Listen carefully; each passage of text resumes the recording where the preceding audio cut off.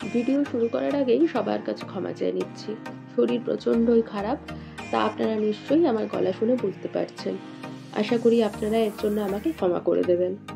জানেনই তো এই সময় সবারই ভাইরাল ফিভার হচ্ছে, তাই সবাইকেই বলছি সাবধানে থাকুন।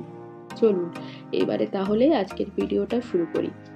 আপনাদের আগের ভিডিওতেই বলেছিলাম আমরা দার্জিলিংয়ে যে হোটেলে ছিলাম তার ডিটেলস ভিডিও দেব, তো চলে এসেছি সেই ভিডিও নিয়ে।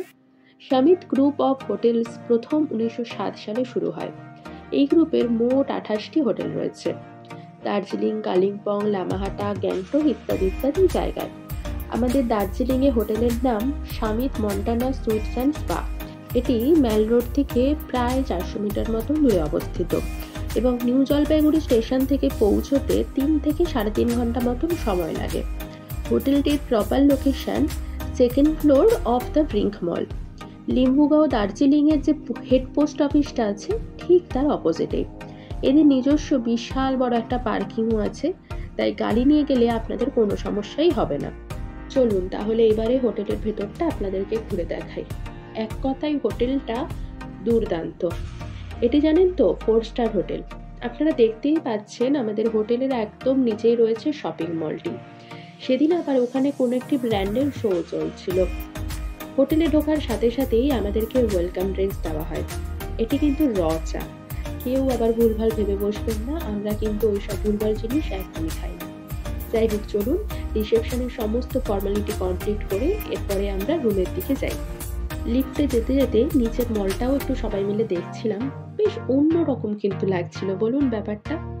এনাদের কন্ট্যাক্ট নাম্বার হলো 03542256 এছাড়াও আপনারা গুগলে গিয়ে হোটেলের নাম লিখে সার্চ করলে সমস্ত কন্ট্যাক্ট ডিটেলস পেয়ে যাবেন। এই যে আমাদের রুমের মধ্যে আমরা চলে এসেছি।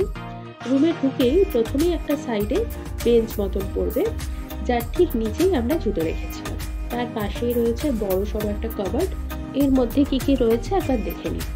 একটা লকার, একটা লন্ড্রি ব্যাগ, দুটো জুতোও দিয়েছিল ওয়াশরুম বা হোটেলের মধ্যে ঘোরাঘুরির জন্য, এছাড়াও কিছু হ্যাঙ্গার।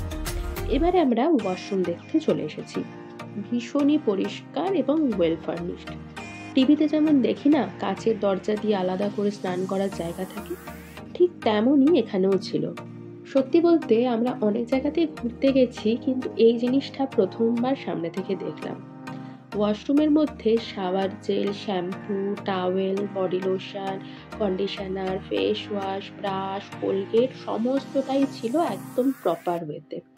সঙ্গে একটা বিশাল বড় আয়নাও ছিল এবং একটা হেয়ার ড্রায়ারও দিয়েছিল।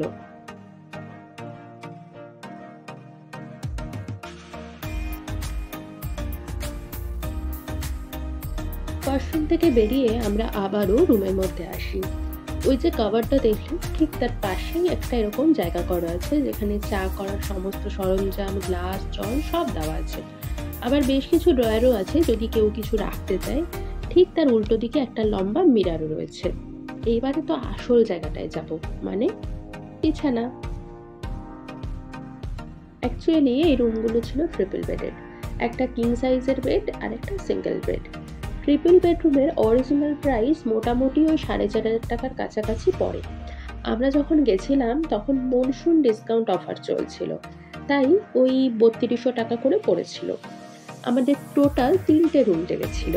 এক এক দিন আমাদের মোট ভাড়া লেগেছিল 9,600 টাকা করে। এছাড়াও যদি কেউ ব্রেকফাস্ট ও ডিনার অ্যাড করতে চায় তাহলে পার হেড 700 টাকা করে পড়বে। এইবার হচ্ছে সেই মেন অ্যাট্রাকশন। রুম থেকে বাইরের ভিউটা একবার দেখেছেন? এখানে বসে বসে যেন সারাদিন কাটিয়ে দেওয়া যায়। মেঘলা ওয়েদার না থাকলে জানেন তো এখান থেকে কাঞ্চনজঙ্ঘাও দেখা যেত, বাট ব্যাড লাক। তবে ওখানে প্রচুর চারিদিকে বাঁদর রয়েছে, আপনারা গেলে অবশ্যই সেদিকেই খেয়াল রাখবেন। প্রত্যেক দিন রুম আপনারা ক্লিন করাতে পারবেন, সেদিকে আপনাদেরকে কোনো আলাদা করে টাকা দিতে হবে না। স্টাফদের ব্যবহারও ভীষণই ভালো। রুমের মধ্যে টেবিল চেয়ার থেকে শুরু করে টিভি ইত্যাদি সমস্ত জিনিসই রয়েছে। তাহলে চলুন আমাদের রুম থেকে রাতের দার্জিলিং শহরকে এনজয় করতে করতে আজকের ভিডিওটা এখানেই শেষ করছি। দেখা হবে দার্জিলিংয়ের তৃতীয় পার্ট নিয়ে। আর আমাদের ভিডিওগুলো ভালো লাগলে অবশ্যই লাইক, কমেন্ট, শেয়ার ও সাবস্ক্রাইব করবেন।